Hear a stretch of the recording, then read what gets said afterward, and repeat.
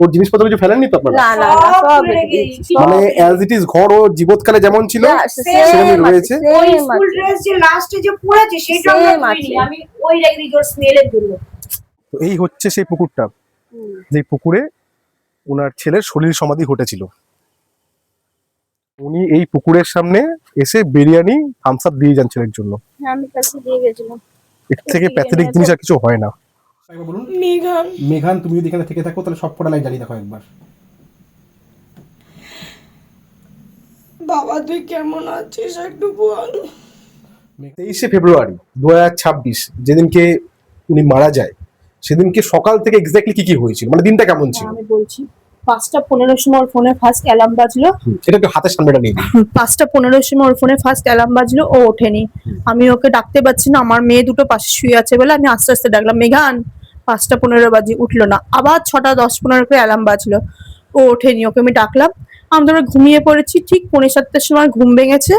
আমি দেখছি 6:45, ও তো 7টার সময় স্কুলে যায়।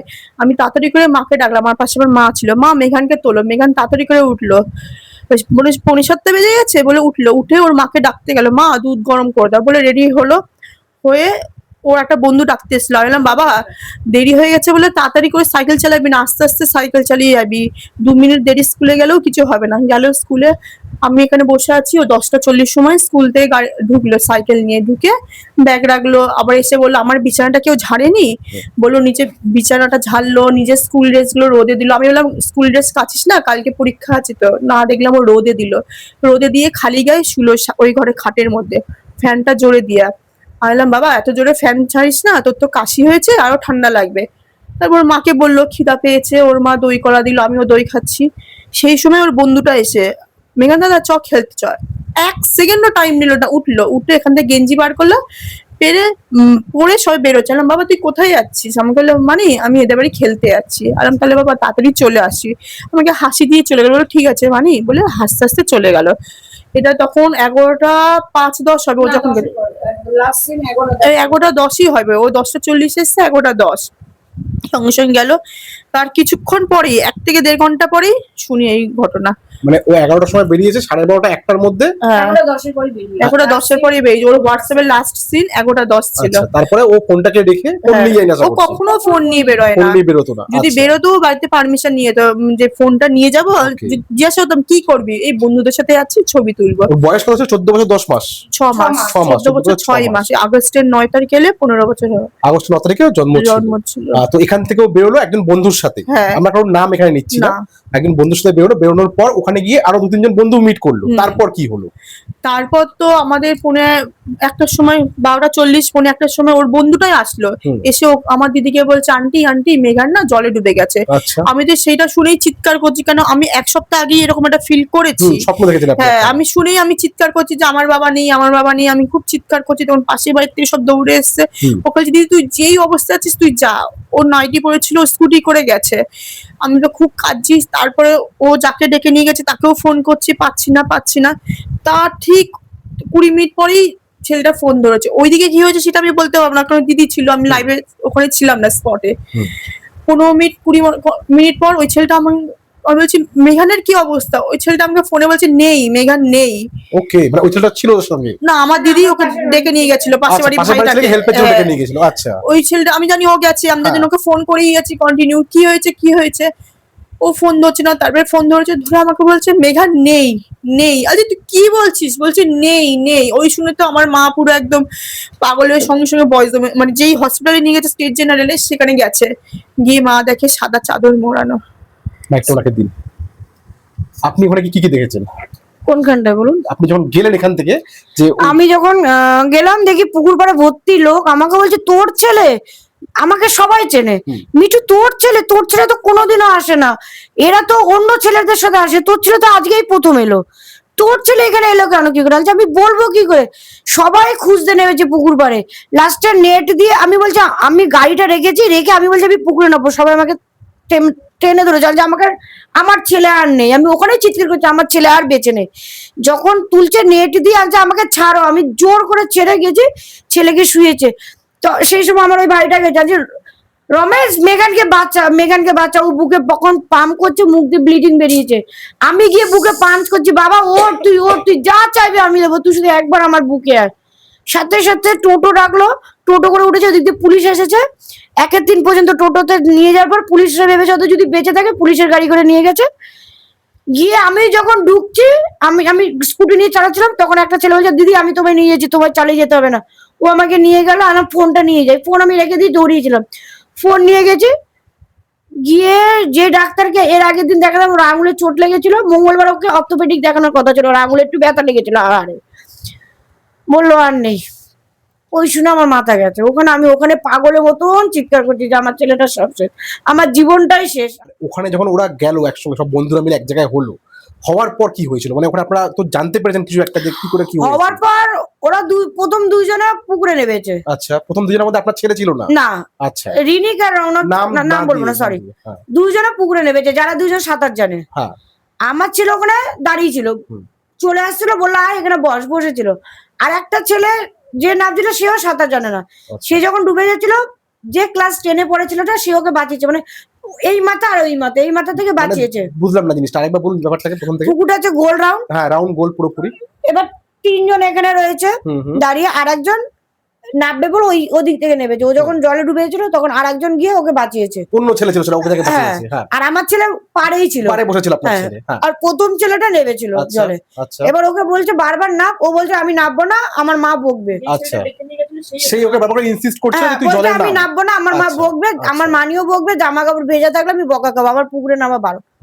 আর কিছু হবে না, ও নামেনি, ও বসেছিল। ওকে এমন ভাবে পা ধরে টেনেছে, স্লিপ কেটে একদম চলে গেছে। ও যখন ডুবছে তখন তো তুই বাচ্চা, বলছে দেখি কার কত দম আছে জলে ডুবে থাকার মতো। আচ্ছা, আচ্ছা। তো এই সেই তাহলে পুকুর, ওরা already আমরা বসেছিল পুকুরের সামনে কোথায়? চলে এসেছি, যে পুকুরে সেই বাচ্চাটা মারা গেছে, আপনারা এখনই দেখতে পারবেন। এই পুকুরে আগে কেউ কখনো মারা গেছে? হ্যাঁ, আগে একজন মারা গেছিল, অনেক বছর আগে, 20-25 বছর আগে। মাঝে একজন ডুবেও গেছিল, তাকে বাঁচিয়েছে। হ্যাঁ, ঠিক আছে, পুকুরটা ভালো করে নিয়ে নিয়েছিস? হ্যাঁ। ভালো করে একদম ওই কর্নার থেকে পুকুরটাকে নে, কর্নার থেকে পুরোটা নে পুকুরটাকে।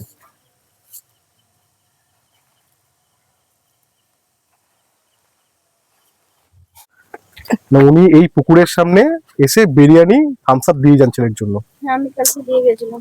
এর থেকে প্যাথেটিক জিনিস আর কিছু হয় না। কালকে দুপুরবেলা আমি দিয়ে গেছিলাম। হোলির দিন কি খাবি? মাটন। না, মাটন খাবো না। তাহলে কি? আগের বছর হোলিতে? না, এই বছর হোলিতে আচ্ছা। প্রোগ্রাম হচ্ছে 2 দিন আগে। আচ্ছা, মাটন খাবো না। কি খাবি? Chicken biryani, fried rice. ঠিক আছে, আমি ওর জন্য বাসন ফ্রাইড রাইসের চাল, ভাত আর চিকেন কষা করে দিয়ে গেছে, কোল্ড ড্রিঙ্কস। আমাদের আনন্দের। আচ্ছা, ও কি বার মারা গেছে আমার জানা হয়নি। সোমবার। সোমবার মারা ওর গেছে। জন্ম হচ্ছে মঙ্গলবার। আচ্ছা, আচ্ছা। মারা গেছে সোমবার। এইখানেই তাহলে আপনি ওই বিরিয়ানি কোল্ড ড্রিঙ্ক যা আছে, এই যে কালকে দিয়েছে এই যে পাতা আচ্ছা, নেই। আর ওর যেদিন কাজ হলো সেদিন এই থালায় করে fried rice, biryani, egg fry, Maggi, যা যা ও খেতে ভালোবাসতো সেগুলো আপনি একদম, দিয়ে একদম। গেছেন। মেন সিনারিও আমরা এই মুহূর্তে পুকুরটা দেখে আসলাম, যে পুকুরে ওর সলিল সমাধি ঘটেছিল। তো মেন মানে ঘটনা যেটা আমি যেটা শুনে বুঝতে পারলাম, যে পরীক্ষা দিয়ে ও বাড়িতে এসেছিল, এসে নিয়ে ও পুকুরে কোনো বন্ধু বান্ধবের সাথে গিয়ে ঘুরতে গিয়ে বন্ধু বান্ধবরা ইয়ার্কির মাধ্যমে পা হাতে টেনেছিল, তারপরেও সে পুকুরে ডুবে ও মারা যায়। মারা যাওয়ার পর আপনাদের বাড়ির মধ্যে কিছু কিছু জায়গায় আপনারা গা ভার ফিল করছেন। এই বাড়ির পিছন দিকে যে কনস্ট্রাকশন বিল্ডিংটা আপনাদের হচ্ছে, সেখানে হঠাৎ করে আগুন লেগে গেছে ওর মৃত্যুর পর, যেখানে হবিষি করতো। প্লাস আপনি, যিনি মাসি আপনি, তাই তো, আপনি নিজের চোখে 2-3 বার স্পট করেছেন ওকে, একদম, যেটা স্পষ্ট, মনের ভুল হতে পারে না ওটা, সেটা বুঝতে পারছি আমি। তো এই মুহূর্তে দাঁড়িয়ে আপনারা কি চাইছেন? যে স্পিরিট কমিউনিকেশন চাইছেন, একদম, যে ও এই বাড়িতে রয়েছে, আপনাদের বিশ্বাস, আপনি জানতে এটাই চাইছেন যে ও এখন কেমন রয়েছে বা ও কিভাবে মৃত্যুটা ঘটলো, এটাই আপনারা জানতে চাইছেন। আপনি বলুন যে আপনি এক্স্যাক্টলি কি দেখেছেন। 23 তারিখে এই ঘটনাটা হয়েছিল, 24 তারিখে আমার জন্মদিন ছিল। আর আমার জন্মদিন মানে ওর কিছু চাওয়া পাওয়া আছে, বিরিয়ানিটা মেন আছে। তো আমার জামাইবাবু বাইরে থেকে আসছিল ওয়েট করার জন্য। আমি রাত্রি 11:30 নাগাদ আমি বাইরে 3 মাথা মোড়ে দাঁড়িয়েছিলাম। দাঁড়িয়ে আমার কলিগকে বলছিলাম এই ঘটনাগুলো। তখন দেখে আমার ঘাড়ের পাশে এসে ঠোঁটটা বেঁকে মিচকি হাসি দিয়ে মাথা কম নাড়াচ্ছে আর করছে। দিয়ে আমি ঘুরে তাকালাম, নেই, নিমিষের মধ্যে নেই। মানে জীবৎকালে ও এরকমই করতো? হ্যাঁ, ও ও যদি কোনো ওকে যদি বকা দিতাম, যদি কোনো জ্ঞানের কথা বলতাম, ও মুখে ঠোঁটটা বার করে মিষ্টি হাসি হাসতো আর করতো, এই জিনিসটাও করতো। হলো আর তার 2-3 দিন পর আমি রাস্তায় কথা বলছি আমার অফিসের স্টাফদের সাথে, ওকে দেখলাম আমাদের জানলাটার সামনে উঁকি মেরে আমাকে পুরো দাঁড়িয়ে দাঁড়িয়ে দেখছি। যে তাকালাম কেউ নেই। এই একটা হলো। আমি শ্বশুরবাড়িতে ঘুমিয়ে আছি, মাঝরাতে আবার টয়লেট পেয়েছে, আমি টয়লেট করবো বলে সবে উঠেছি। আমার পুরো মনে হলো ও আগে দৌড়িয়ে দরজার ভিতর দিয়ে ঢুকে টয়লেটে ঢুকে গেল। আচ্ছা, মানে আমি যাবো এটা ও কি করতো, মা যখন চান করতে যাবে বলতো, ও কি করতো, মাকে গামছা নিতে দেখে ও আগে তাড়াতাড়ি করে বাথরুমে চলে যেত চান করতে। বুঝতে এই জিনিসটাও যেমন ছিল, এই জিনিসটাও করতো, মায়ের সময় খুব করতো। আচ্ছা যে মা যদি শুনে দিদুন চান করতে যাবে, ও তাড়াতাড়ি করে আগে বাথরুমে ঢুকে যেত। আচ্ছা। মা বাবা বলতো, হ্যাঁ তুই এতক্ষণ ফোন দেখছিস, এই করছিস, আমি যখন চান করতে যাবো তো চান করতে যাওয়ার দরকার পড়বে।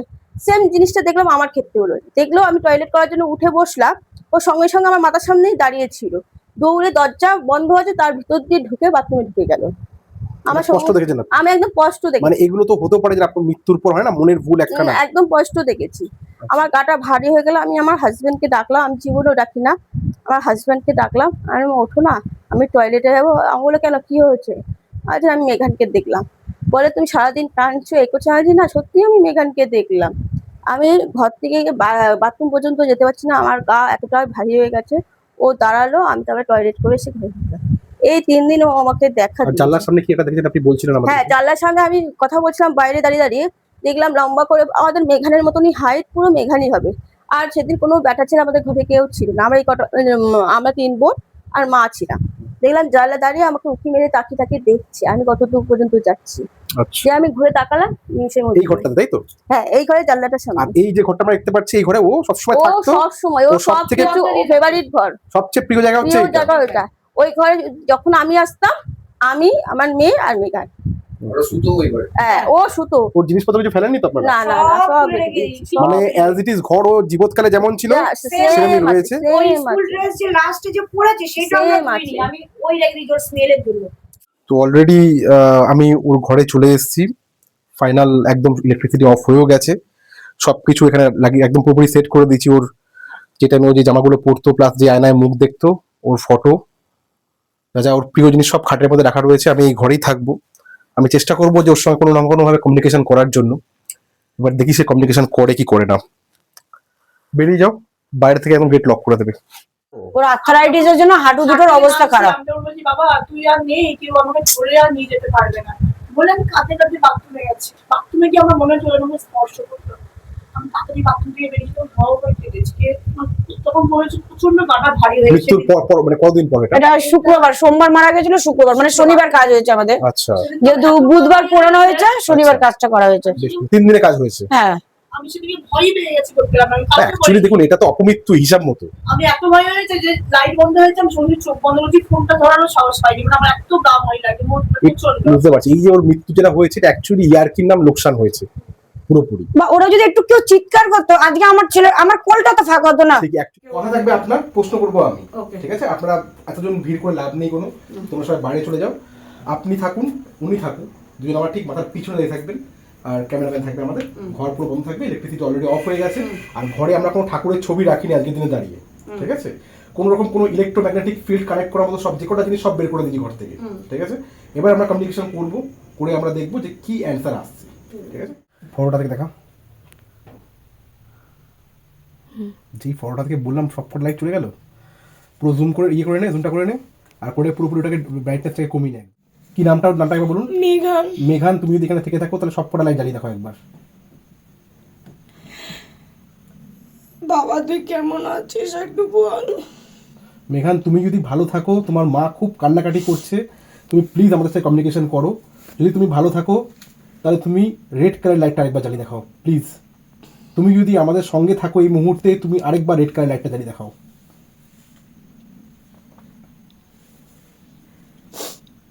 আপনি প্লিজ কাঁদবেন না। যদি মেঘান তুমি আমাদের সঙ্গে থেকে থাকো, তুমি আরেকবার কনফার্ম করো। আমার মনে হচ্ছে তুমি আমাদের সঙ্গে রয়েছো, তুমি তাও আমি জানতে চাইছি, তুমি আরেকবার কনফার্ম করো, তুমি আরেকবার রেড কালার লাইটটা জ্বালিয়ে দেখাও। আমাদের সাথেই রয়েছে মেঘান। আমি তাহলে কি ধরে নেবো যে তুমি আমাদের সঙ্গে কমিউনিকেশন করছো? তুমি যদি এই ঘরের মধ্যে এই মুহূর্তে আমার একদম সামনে থেকে থাকো, আমি জাস্ট টাইম জিজ্ঞেস করছি, তুমি আরেকবার রেড কালার লাইটটা জ্বালিয়ে দেখাও। তুমি যদি আমার সঙ্গে থাকো, হ্যাঁ, থ্যাংক ইউ মেঘান, থ্যাংক ইউ। মেঘান, তুমি কি ভালো রয়েছো এই মুহূর্তে? তুমি যেখানেই রয়েছো বা এই বাড়িতেই থাকো বা যেখানেই থাকো, তুমি কি ভালো আছো?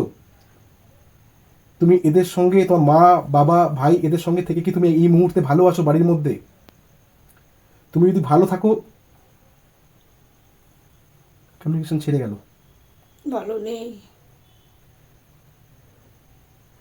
আবার আসবে। মেঘান, তুমি আরেকবার আসো। আয় বাবা। মেঘান, তুমি আরেকবার আসো। মেঘান, তুমি আরেকবার আসো। আপনি কাঁদছেন বলে মেবি ও চলে যাচ্ছে আমার আমি আর কাঁদবো না। আয় বাবা, আমি আর কাঁদবো না, আমার কান্না নিতে পারে না। ইমিডিয়েটলি স্টপ করে দে, আজকে দরকার নেই করার। স্টপ করে দে জিনিসটা। ও চাইছে না যে ওর মা কথা বলতে গেলে কেঁদে ফেলবে, বুঝতে পারছে। ও আসতে চলে যাচ্ছে। ও এরকম কখনো হয় না। অ্যাকচুয়ালি ও কথা বলতে চাইছে না কেন বলতো?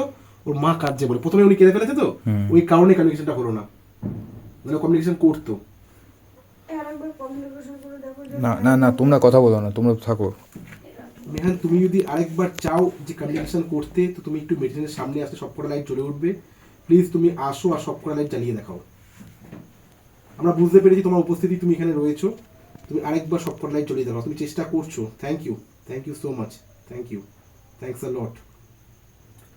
একদম সামনেই রয়েছে। ডাক, ওর মাকে ডাক। এসো। তুমি কি একদম আমাদের সামনেই রয়েছো? তাহলে একবার রেড কালার লাইট একবার জ্বালিয়ে দেখাও। তুমি যদি একদম আমাদের সামনে থাকো, থ্যাংক ইউ, থ্যাংক ইউ। ওকে বলো 3 বোন আর ভাইকে যেন সবসময় ও আগলে রাখে। ও রাখবে রাখবে রাখবে রাখবে। তোমার মা আর কাঁদবে না। তুমি খালি একটু কনফার্ম করে দাও। আমি আর কাঁদবো না বাবা, আমি আর কাঁদবো না, কথা দিলাম। কোয়েশ্চেন করতে দিন। তুমি এই ঘরে ওনাদের সঙ্গে ভালো রয়েছো, আমরা বুঝতে পেরেছি। আমার খালি তোমার কাছে একটাই প্রশ্ন, যে তুমি তোমার কোনো এই মুহূর্তে আজকের দিনে দাঁড়িয়ে তুমি কোনো কষ্টে নেই তো? তোমার মা কাঁদলে কি তোমার কষ্ট হচ্ছে? তোমার মা কাঁদলে যদি তোমার কষ্ট হয়ে থাকে, তুমি লাল কালার লাইটটা একবার জ্বালিয়ে দাও। আমি বলে দিচ্ছি, উনি আর কাঁদবে না তোমার সামনে। প্লিজ।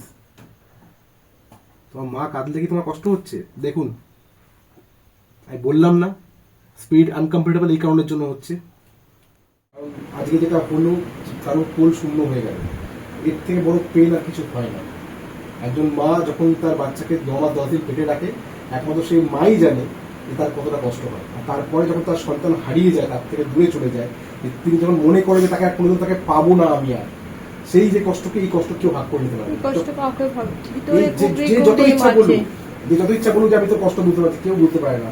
নিজের কষ্ট মানুষ নিজেই বোঝে, এছাড়া কেউ বোঝে না। যাক, আর ঘাটিয়ে লাভ নেই। ও এই বাড়িতে রয়েছে। ও কথা বলতে চায়, পারলো না একটাই কারণে যে আপনি কেঁদে ফেললেন বলে। ও চায় না যে আপনার চোখে জল আসুক। আজকের পর যখন ফটো দিয়ে তাকাবেন না, কাঁদবেন না, ওর সামনে হাসবেন, হেসে কথা বলবেন, যেভাবে ওর থাকাকালীন আপনি কথা বলতেন। ঠিক আছে? আর খাবার দাবারটা বন্ধ করুন পুকুরের সামনে দিয়ে। দয়া করে খাবার দাবার দরকার নেই। আর খাবার দাবার বন্ধ করে দিন। মন থেকে তখন এরকম যদি মন বারবার করে চায়, 1-2 বার দিবেন, কিন্তু দেওয়া উচিত নয় খাবার। ঠিক আছে? ও যদি কখনো যদি কোনো মুক্তির রাস্তাও থাকে না, সেক্ষেত্রে হ্যাঁ, ও কিন্তু দেখুন না। ঠিক আছে? ও যদি যেতে চায় তো চলে যাক, মুক্তি পেয়ে গেলে আবার নতুন করে জন্ম নিতে পারবে, আরো কোনো ভালো জায়গায় যাবে। ওকে তো আপনার কাছে সারা জীবন রাখতে পারবেন না আপনি। ওকে ও কষ্ট বাড়বে। ওর আপনি কাঁদছেন, ও কষ্ট পাচ্ছে ঘরের মধ্যে, বারবার কমিউনিকেশন ছেড়ে যাচ্ছে। কোনো ছেলেও যেমন চায় না যে তার মায়ের চোখে জল আসুক। চেষ্টা করুন। আগে আরো দিন রয়েছে, আপনার ছোট একটা ছেলে রয়েছে, সে যাতে আরো ভালো হতে পারে, আরো বড় হতে পারে। তার দাদা আশীর্বাদ তার সাথে রয়েছে, আপনাদের আশীর্বাদ তার সাথে রয়েছে। খুব ভালোভাবে ওকে বড় করুন, দেখে রাখুন, খেয়াল রাখুন। একটু